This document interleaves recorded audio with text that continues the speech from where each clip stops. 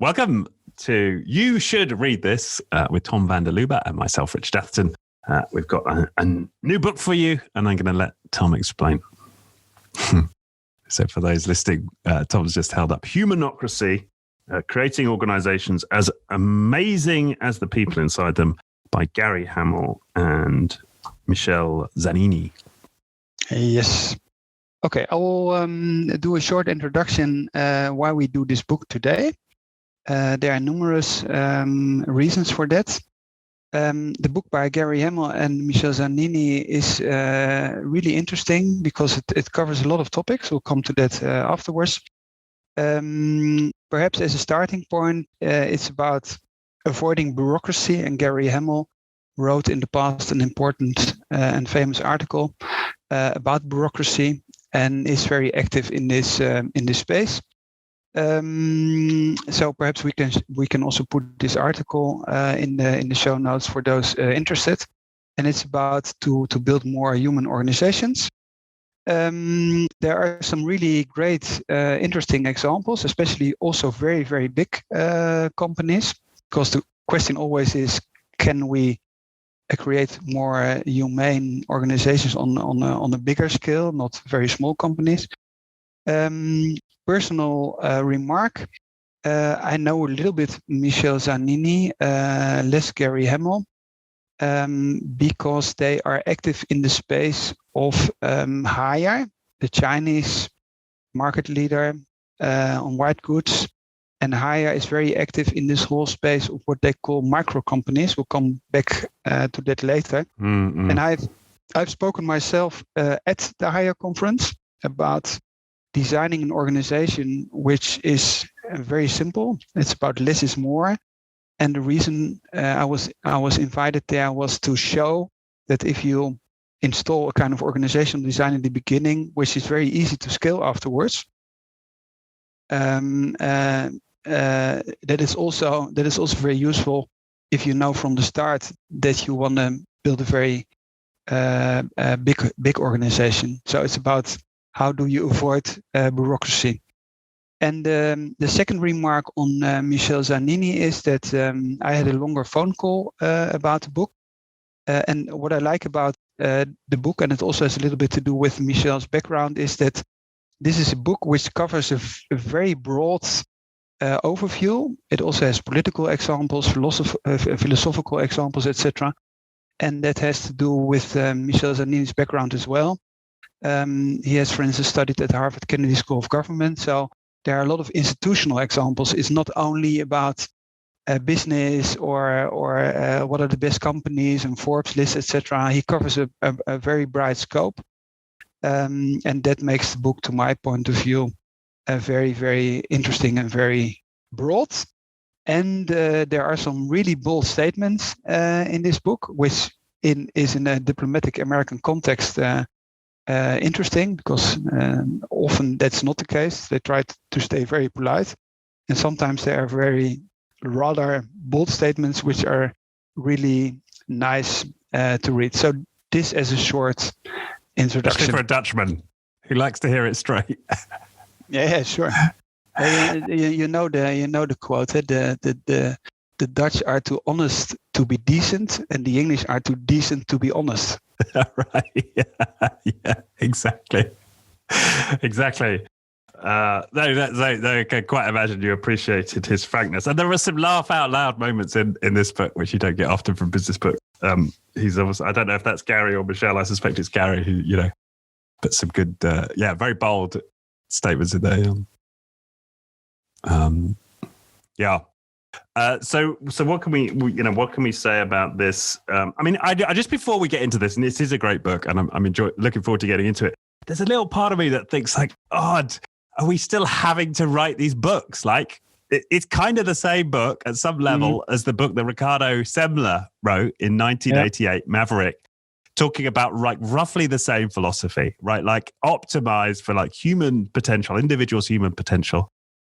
And you get all these extraordinary benefits. And yet it's a lesson that, we just haven't absorbed as a society yet, right? I mean, no matter how many examples, the cynic in me is like, no matter how many examples of great companies who are doing this, we're still unable to sort of tip the paradigm, tip consciousness over into this way of doing things. Yeah.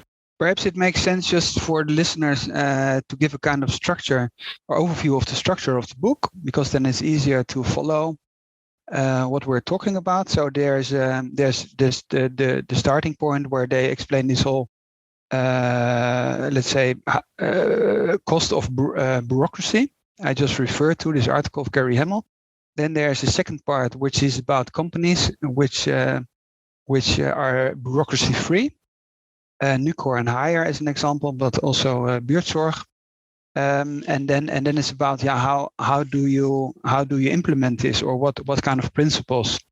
What's the DNA of a human-centric organization? That's the third part, the third part is more or less half of the book, I would say, or a third of the book. And then there's part four where they say, okay, how do we get there? So how do we then transform towards those principles? Yeah. Using Michelin, right, the tire manufacturing example, which I hadn't heard their story before. So that's a first for anybody who's sort of steeped in this literature and have heard the buurtzorgs and the Hires before. Michele seems to be a new actor on the stage here, which is refreshing to read another story. Yeah, no, that's right. And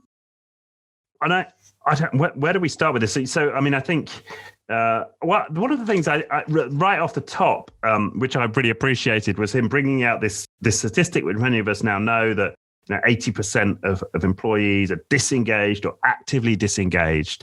And yet, and this is something I didn't know, 89% of people are very satisfied or somewhat satisfied with their day-to-day activities. And I think this goes a long way to explaining why we're in the situation that we're at. And I think that is that humans are very adaptive. And so we do find ways to derive satisfaction from our daily lives, even if we're in a sclerotic, soul-deadening bureaucracy. As humans, we just have this incredible ability to make the best of it, right? Even when we don't care about the company or its mission, and we don't like our boss, we find a way through the day. And I think that is one of the reasons, perhaps, why we haven't seen a big paradigmatic shift in how businesses operate.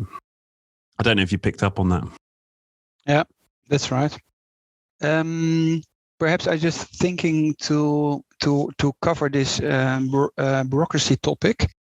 And then perhaps we dive next then into these examples of Nucor and Hire and buurtzorg, so you already can think about what your takes away on these companies are. I would like to do a remark on bureaucracy, because Max Weber, which I like a lot, is put in a kind of by a quote he takes from Max Weber. I think that's not totally the correct historical context. So I've read Max Weber. Max Weber is especially famous for his book of Explanation of Capitalism, where he says that the Protestant religion in Northern Europe was an enormous boost for capitalism, and it has to do that in the Protestant religion you're not allowed to have a lot of consumption. So the only possibility you have is to reinvest the gains or the profits you have. So that's very in short Max Weber's most important work. But he also is the inventor of this terminology of bureaucracy. And there the historical context is, to my point of view, not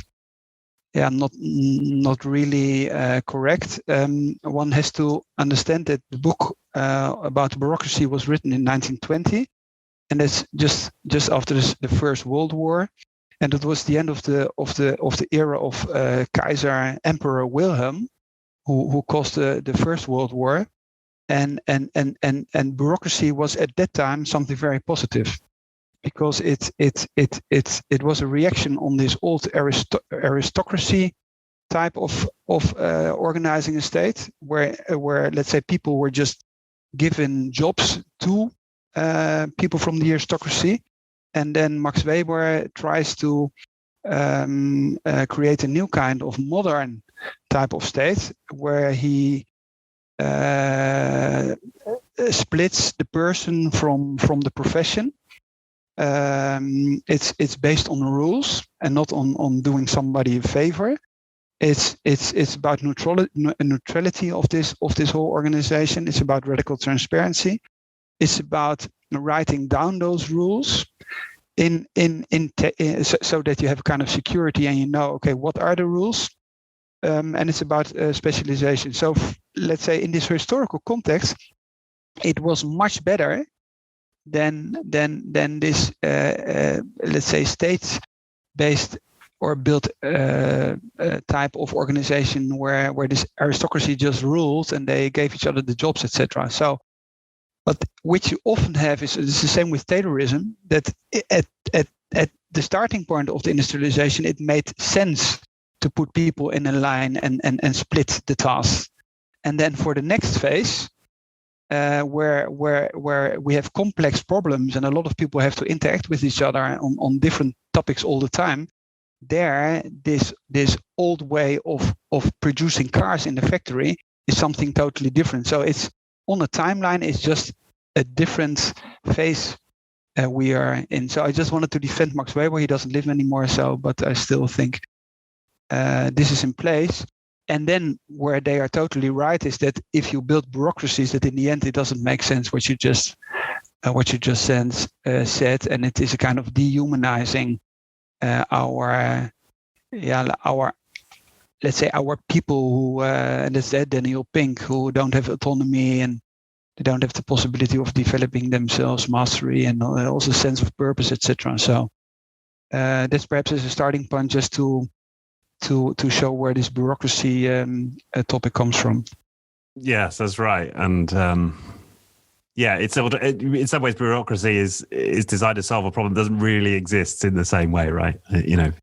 These problems of patronage and nepotism that existed in aristocratic times don't exist so much. And although what's interesting is that in bureaucracy, as he describes, those problems resurface, right? Because a lot of one's ability to extract resources from the organization comes from your ability, your political skill, and your ability to influence those in positions of power, and your ability to gain positional power yourself. So in some ways, we could argue that bureaucracy today actually enables some of those behaviors that it initially tried to eliminate from society.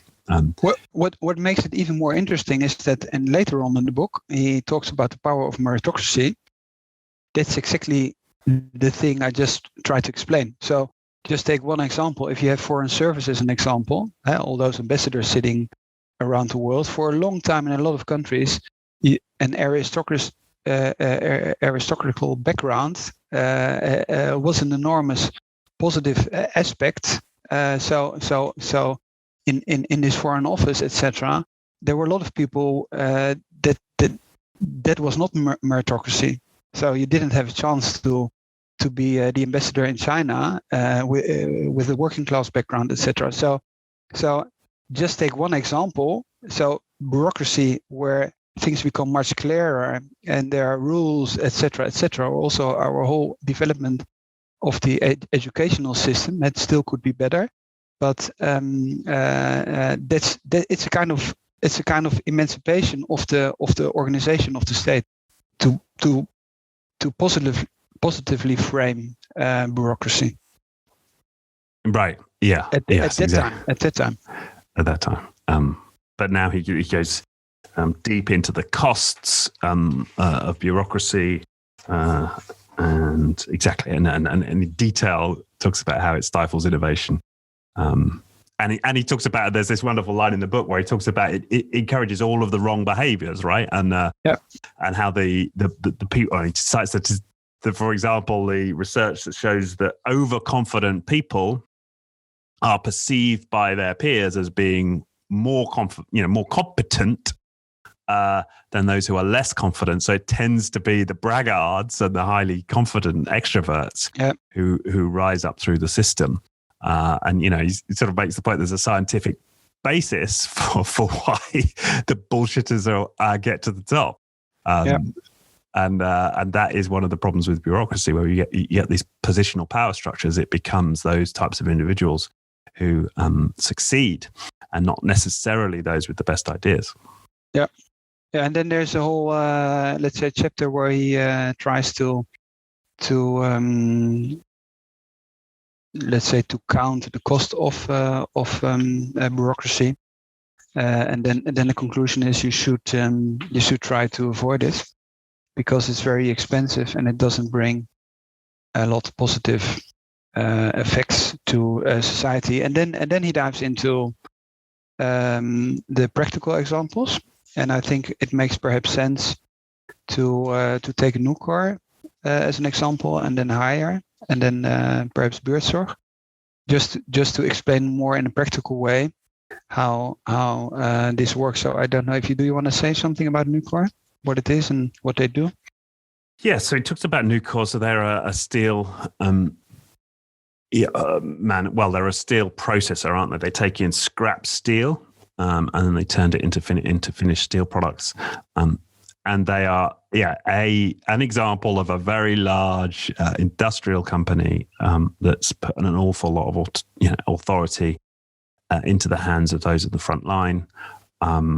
It's created a very entrepreneurial environment. It's very high levels of accountability, and this I see as an ongoing pattern, right? In all of these success stories about where you distribute autonomy, is that you do it in conjunction with distributing accountability, right? Autonomy without accountability is just a vacation, and Nucor's a great example of that, right?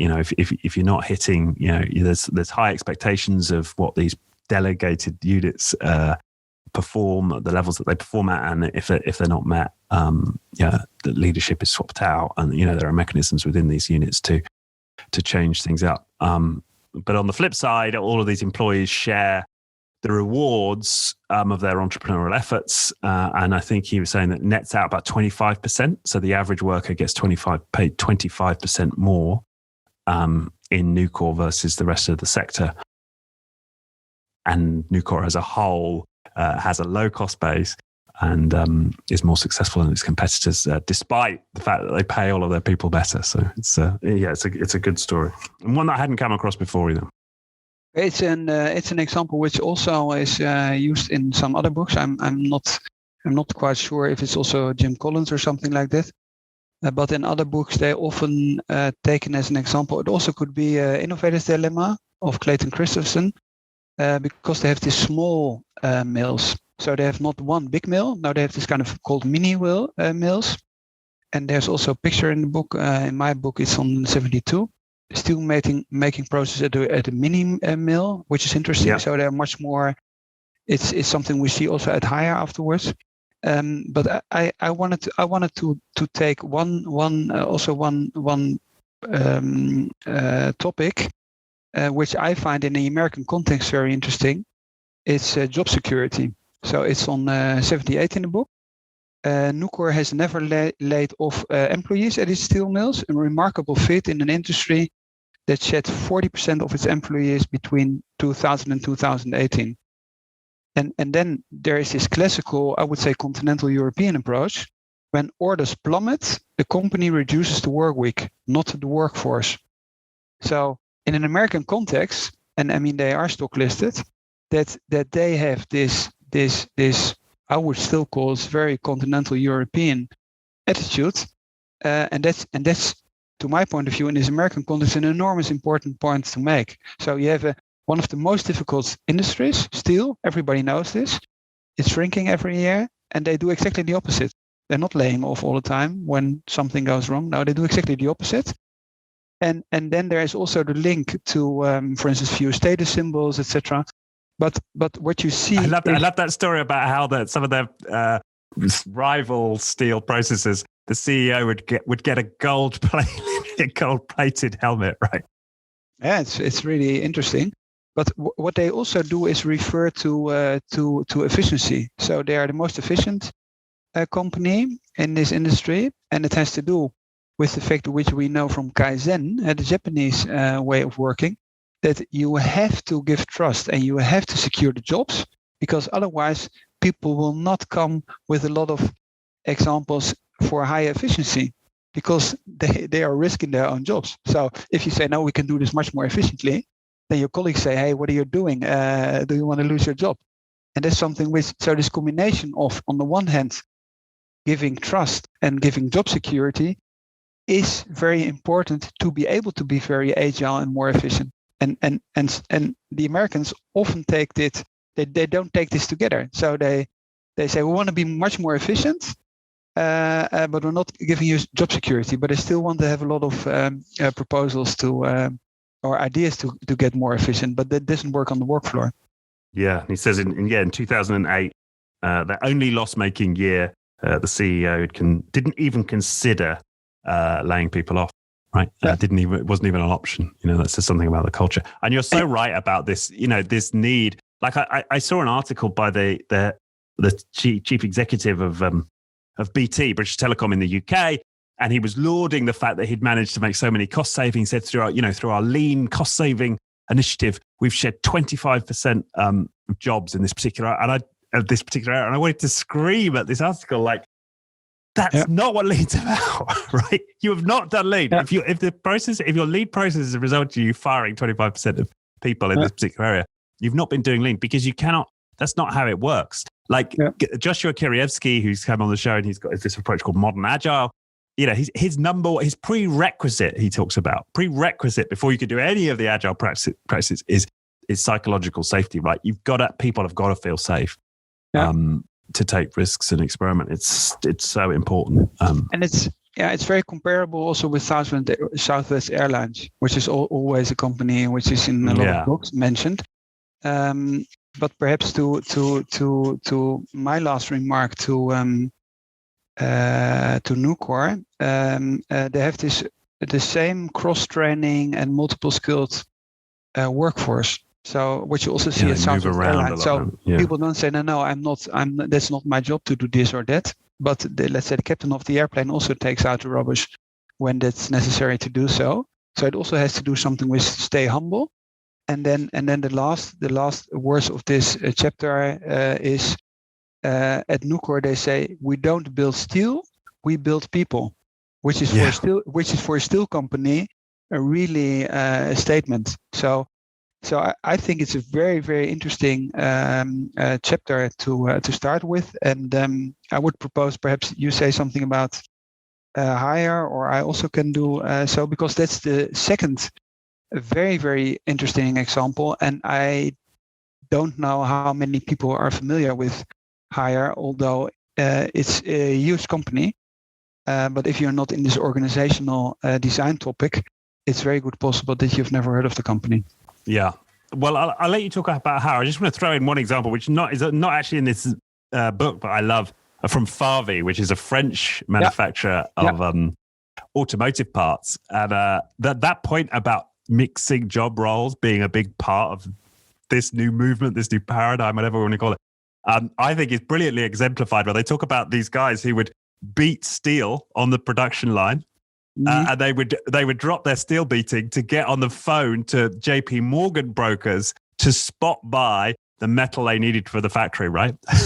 So they're switching between, beating down a JP Morgan trader on price with hammering out steel sheets, and that just illustrates, that the human potential that's in all of us, right? We've got all of these skills there available, and when organizations organize around that to optimize that, to maximize for that, that's when we get the breakthroughs.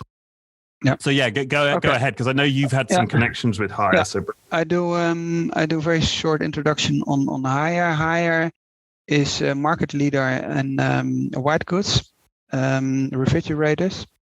I think they also bought the refrigerators of GE in the US.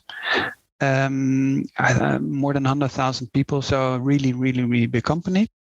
It was built by Ran Juyin. I think he is. I don't know if I pronounce him correctly. But they have become very well known, and they work together with Gary Hamel and Michele Zanini on this whole idea of avoiding bureaucracy in a large scale context. and the word which they use is micro enterprise.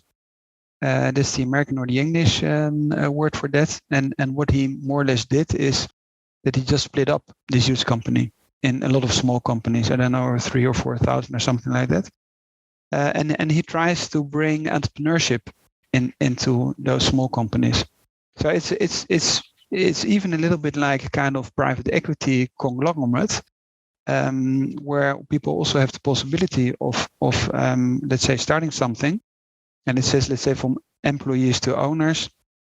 I think it's a little bit more complicated because it really depends on what you're doing.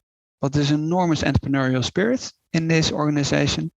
They grow very fast. But the interesting thing is that what I liked a lot is that you would expect if you listen to the CEO Zhang of Haier, that he would, let's say, frame Chinese philosophers, etc., and really go into Chinese history, etc. No, he didn't, and he's also quoted here by in this book by Zanini, but it's also on YouTube. And then suddenly he starts talking about Immanuel Kant, which I'm a huge fan of. Immanuel Kant is the golden rule, or a categorical imperative. Treat other people like you want to be treated yourself, and he reframes to Immanuel Kant. So this whole idea that you have to treat others like you want to be treated yourself, and he's an entrepreneur, and then others also are allowed to bring in their entrepreneurial skills, which I find very interesting.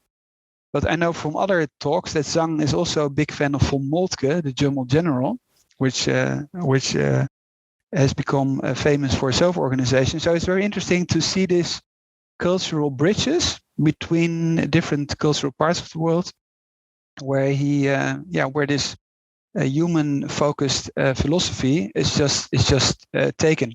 But it also could be we have had the book talk about Small is Beautiful, where Schumacher takes the Buddhist economy, and it's a kind of duty not to maximize your profits, but to give everybody a job, which is also, I mean, that's exactly the other way around. So I like this kind of cross cultural bridges and just searching for stuff, and in the end it's all the same. You try to humanize our way of working together in business, so to say. Right, and I think there's something here. It's the S word, the dreaded, the spiritual world, right? There's the spirituality word, right? It's like there's something here about, however we conceptualize it, recognizing the divine, right? Recognizing that that specialness that's in each human being, and our connectedness to each other that sort of underlies this. And Kant had a kind of there was a spiritual aspect, right, to his writings. That there was a sense in which he believed in a non-material realm, right? Yeah. So I think that's although they don't, it's not brought out explicitly in this book. It's certainly the way I view it is that's part a thread running through this. And what is interesting is that this whole human approach has much better outcomes. So let's say the Americans frame it that way. They say, if you want to really be in this list and Forbes and have this kind of market capitalization, etc., so that's another way of framing. So the starting point is not let's to try to be more friendly to each other or try to be more human. We don't care about what the outcome is. No, they say, okay, just have a look.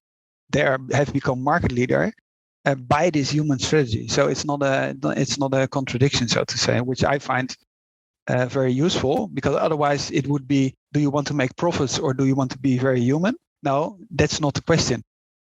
You even have higher profits to be if your starting point is more human. So there's no argument or there's no reason for not being or for not creating a human environment.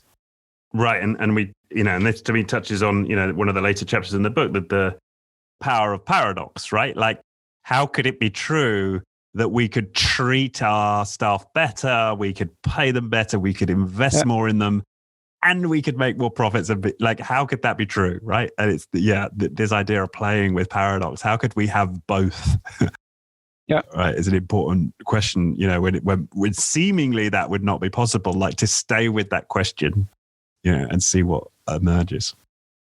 Perhaps it makes sense because you also had a longer interview with Jos de Blok, because I think that's the third there are 4 examples, and you already said that Nucor is an example, Haier, the Chinese company, is an example. Then Buurtzorg, the Dutch company, is an example, and then Michelin, the French tire company, is an example. Perhaps you can say something about Jos de Blok, because you interviewed him.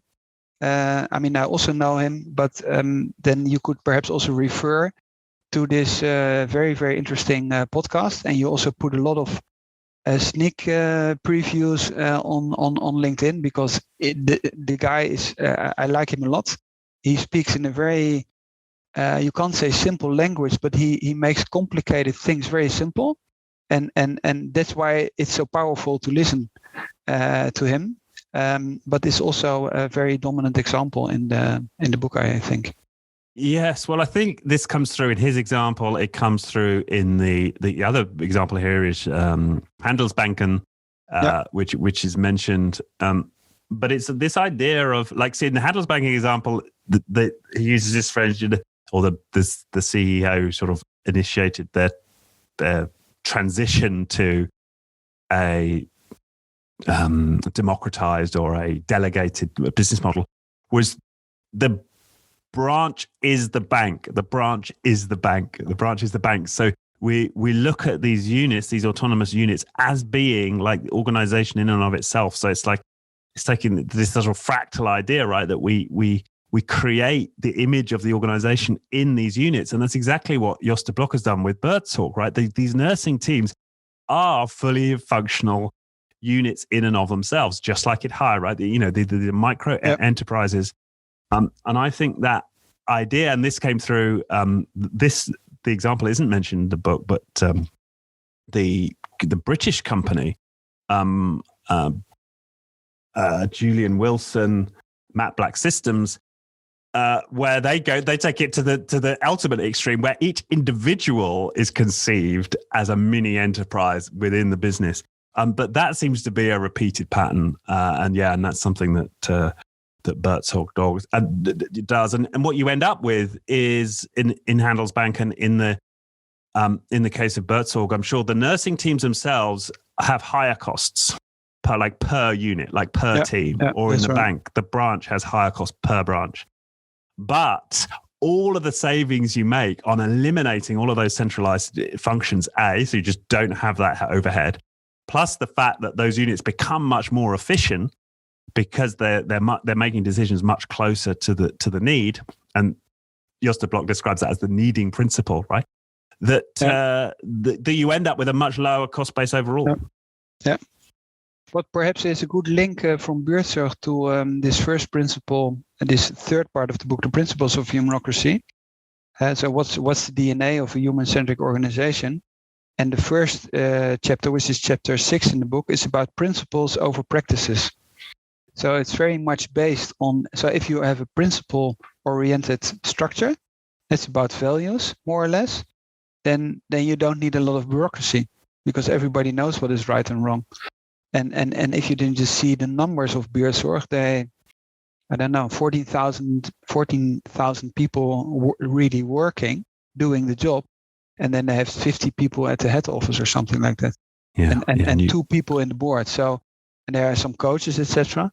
So it's very, very, very flat, so to say. But everybody is more or less working and doing the right stuff immediately for the end customer or the end consumer, etc. And there's not a huge vertical tower where a lot of people telling each other what to do. Yeah, exactly. Well, I mean, let's dive off quickly into Viisi. Yeah. So for those who are not aware, you're the lead link for Viisi, a mortgage advisory company. I'm not anymore. Oh, you've just given that up, right? Yeah, so since the 1st of January. So rotating leadership. Okay, so you're the former. Power corrupts. Absolute power corrupts. Absolutely. The former lead link. Try to avoid this. Yeah, and so tell me, what's the size of your company and how many central people do you have? People in central functions. It'd be just interesting. Okay, we do mortgage advice. Very small company, 50 people. Half of it are direct client advisors.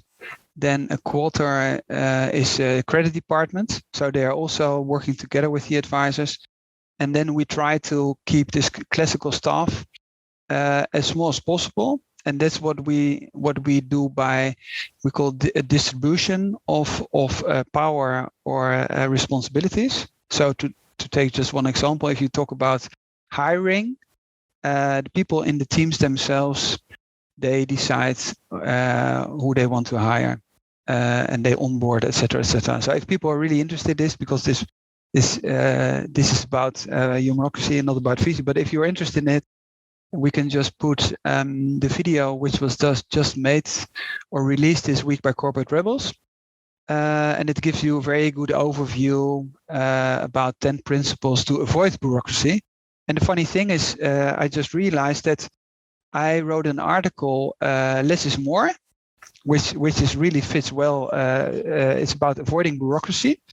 And I wrote this article after I held this talk at the Hire conference. I just realized that there everything comes together. So if people want to know, if you have a small company and you think it could be possible to scale this company afterwards, try to install a lot of things in advance to avoid bureaucracy. And one thing is, for instance, if you talk about principles, we have only one rule, the golden rule, Kant. Also Hire has the same rule. And we don't have any handbooks. That doesn't mean that we haven't rules, because if you are active in this financial space, there are rules from regulation and certain certificates you need before you are able to advise, etc. But internally, we don't have handbooks. So we say, okay, just act by realizing how you want it to be treated. So that means that the advisor has the total freedom to act as if he or she would be the client, and think, okay, what if I would sit on the other side of the table? What would I like to have for a kind of service, or how would I like to be treated?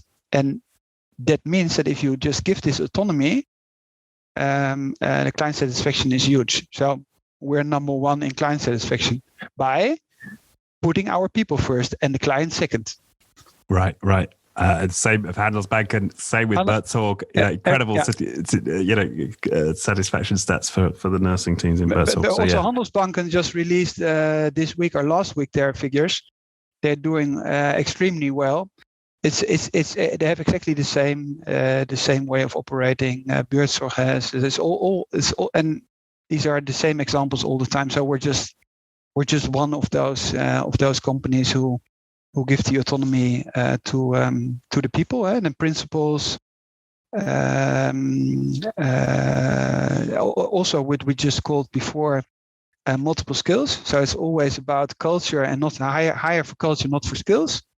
So also people moving from one team to another. So somebody, for instance, moved from the client service department into what you would call classical HR department, and people say, yeah, but this person hasn't studied HR, etc. No, culture is much more important, because the way we onboard or the way we hire is totally different than a classical company does.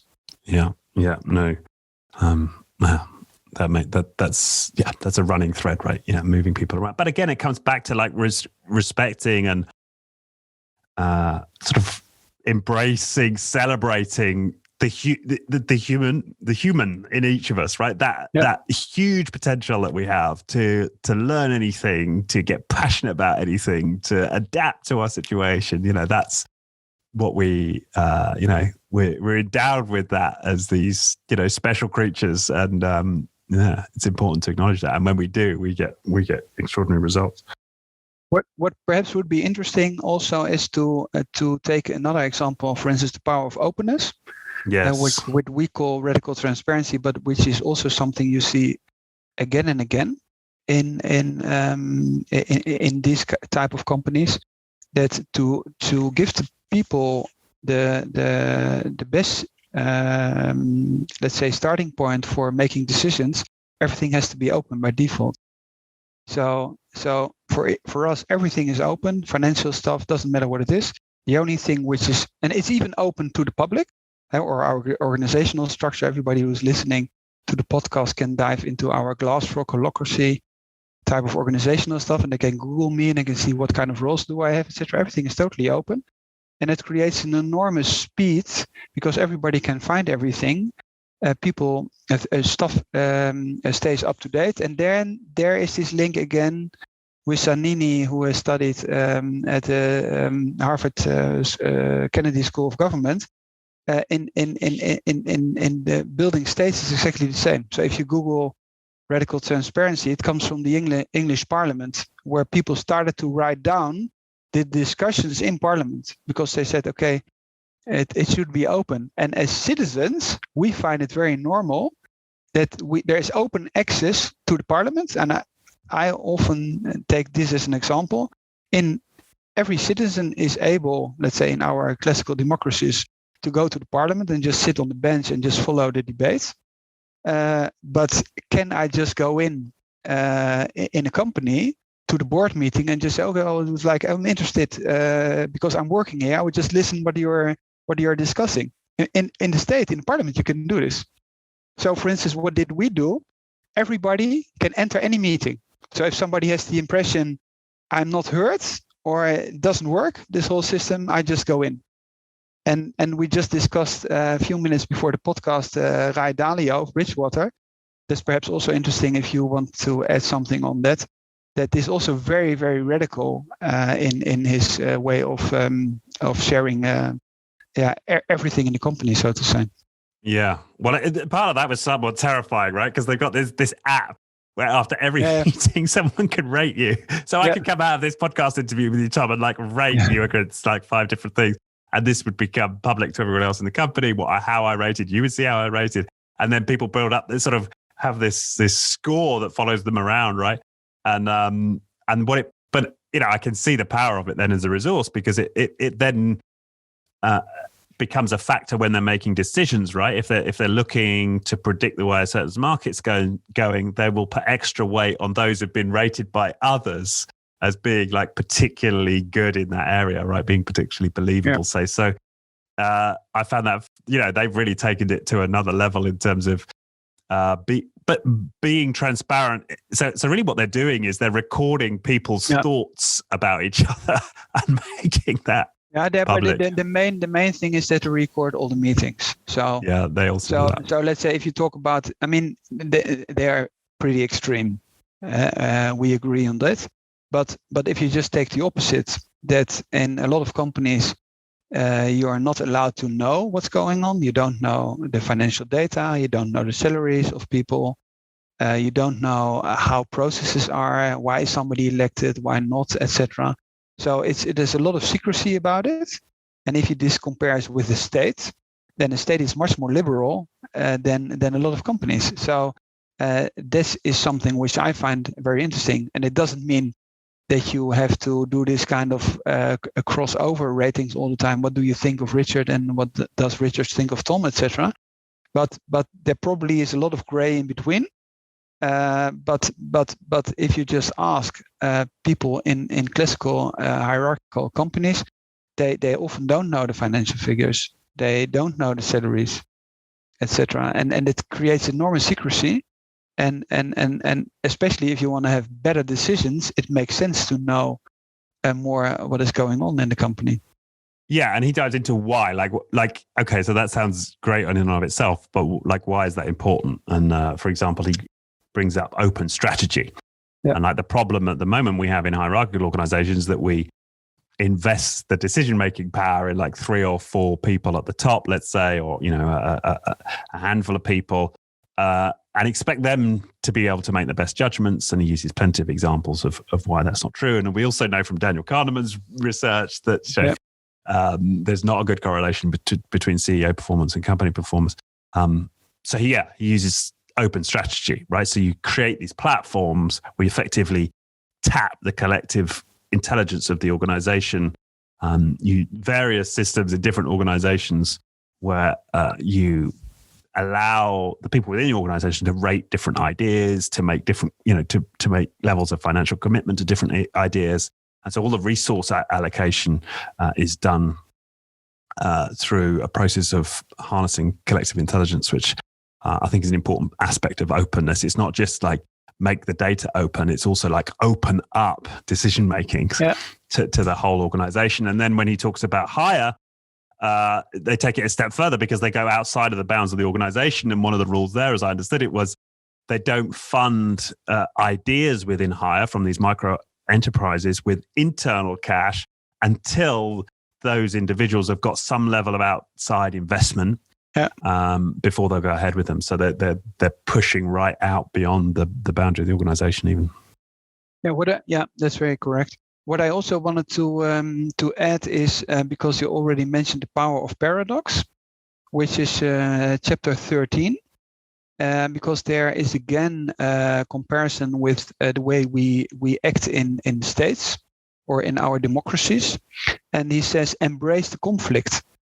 So what you often see is that the debates, especially in, let's say, in the English culture, the classical debate or the debating societies, it's an enormous respect for each other, but that's totally split from the debate, and that means, for instance, that you also change your position, and let's say in one time you have to be in favor of something, and then you have to be against this, or if you study law, for instance. So to see the debates, and I mean, conflict is a kind of negative word, but so I prefer the word debate, but it's very important for your whole decision-making process, not only to see the outcome, but to think about the quality of your decision-making. And debating is seen as something in our society which is positive. So we don't say we want to have a dictator who decides for us. No, we say, no, we are a civilist society. Let's debate on this in parliament. And we choose those people. In companies, we often do something different. Then somebody says, no, I'm the boss. I decide this because I'm totally experienced, etc. And they don't use this collective intelligence, which is also part of the book, power of community, etc., empower people who are much nearer to the client, etc. So that's something which I find very, very, very interesting. Yeah. And then a related theme which I really liked was he took apart this idea of the ambidextrous organization, right? That's the idea that the way that we foster organization is we create these skunk works or these special subcultures within an organization that given more freedom, and that's the ideas factory, right? And he smashes that idea and says, no, the most successful companies, that the whole company is the ideas factory. The whole company is the R&D department. And you're empowering everyone, and especially those at the front line, to come up with new ideas and to give them mechanisms to get those ideas off the ground, get them funded, which doesn't require them going through a hierarchy, which doesn't require them to have political skill and influence to navigate, all of the boards and investment committees that are predominant in most organizations. And that's how how these very innovative companies are so successful. Yeah. Just perhaps to take another simple example about transparency is the travel policy of Netflix. So that you say, okay, just act in the best interest of Netflix, because everybody knows from big corporations this enormous travel policies, and nobody likes to send this stuff then afterwards to this kind of a department which is doing nothing else than checking all those travel expenses all the time. But by just saying act in the best interest of Netflix, but still put it online, that you can see from each other, it took somebody a 5-star hotel where it was not necessary, etc., solves this problem. So this transparency is a very good, efficient mechanism to create less bureaucracy. But it's the same for the state. If we exactly would know which political parties are funded by whom with which amount of money, then it would also be much more interesting or simple to see what's going on and what kind of processes are going on. So that's something where they also talk about, if you talk about tests, etc. Yeah, it's like prudence emerges as a product of transparency, not as a product of compulsion, right? Yeah. And that's a framing he uses elsewhere, where he says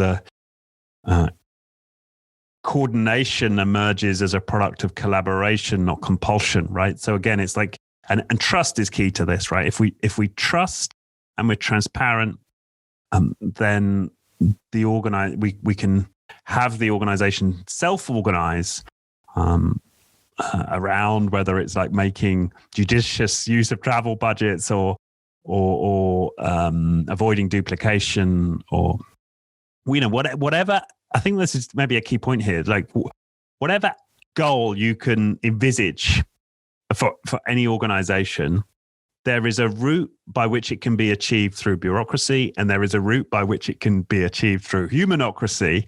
Mm-hmm. And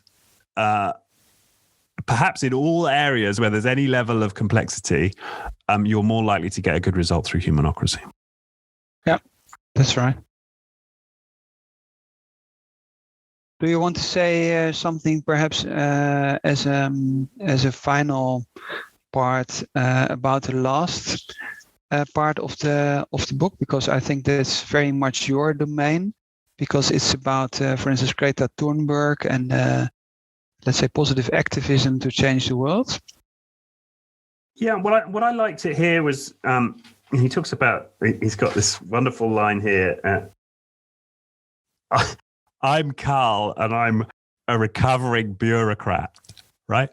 And he's got this little inventory, and he's inspired by AA, the 12-step movement, make a fearless moral inventory of yourself. And like all of the dysfunction that we're forced to engage in as individuals, if we want to get on in a bureaucracy, like did I, sandbag a budget? Did I, or a set of goals, or did I exaggerate the business case for a budget? Did I undermine a rival? Did I play it safe? Right.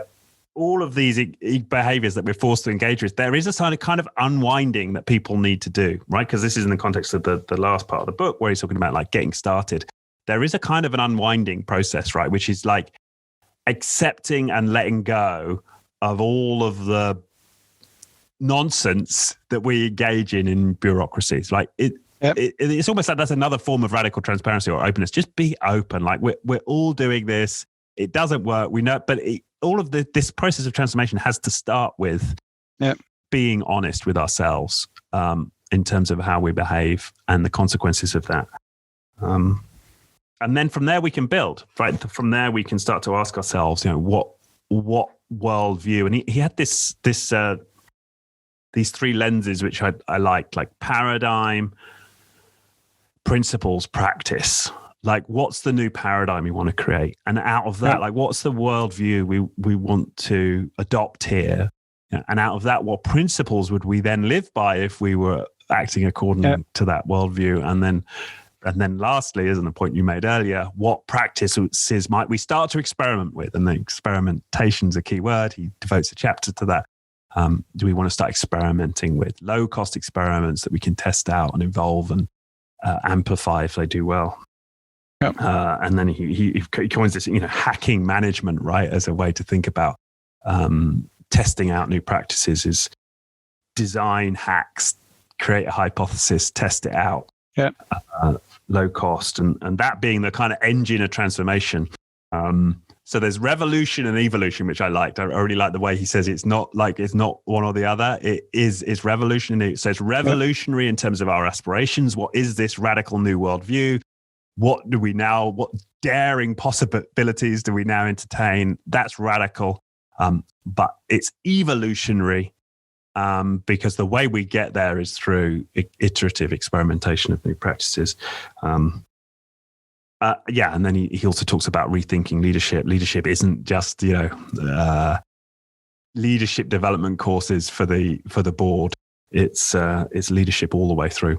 And how do we create the environment? And this is something you talk about a lot, right? Yep. How do you design the organization so that leadership will emerge as a natural consequence of the way you've designed your organization? And I totally buy that.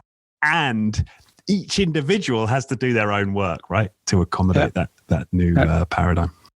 Perhaps I would like to end my part by just taking from this last part, Rethinking Leadership. It says, if the decision of a leader is someone who catalyzes positive change, then every organization needs all the leaders it can get. And Right. at Viisi, we call this no bosses, everybody leader. Right. And that's what it's all about. So in the end, and that's a topic for another podcast then, it's about getting from managers who manage comes from manage, of the horses, to leading about principles and creating a more humane society or a more humane business environment, so everybody can flourish, so to say. Yeah. Touche. No, great way to end it. So we'll put the link up to the book, to the article you mentioned, Less is More. To the video that you mentioned from Corporate Rebels, which talks a bit more about Viisi for those interested in Tom's organization. And you also talked about the famous article that Gary had written about bureaucracy. Yeah. So we'll put a link to that as well. And the other interviews I've done with some of the examples of organizations cited here. I've done an interview with Richard Wonder from Handelsbanken, and also Josta Block from Bertshorg. Fabulous. Great. All right. Well, thank you very much, Tom. Another wonderful conversation, another great book. Look forward to seeing you again for the next pick. Thank you very much, Richard. Nice talking about this book with you. I hope you enjoyed this episode of You Should Read This with me, Richard Atherton, and my fantastic co-host, Tom van der Lubbe. If any of the material in this show resonated with you, if you're thinking, perhaps, how could I take these ideas and apply them in my own leadership or take them forward into my own organization, then I would love to have a conversation with you about that. If that feels like that could be a valuable use of your time, then please do click on the Calendly link in the description for this episode, and that will allow you to book a slot directly into my calendar. And I hope to speak to you soon.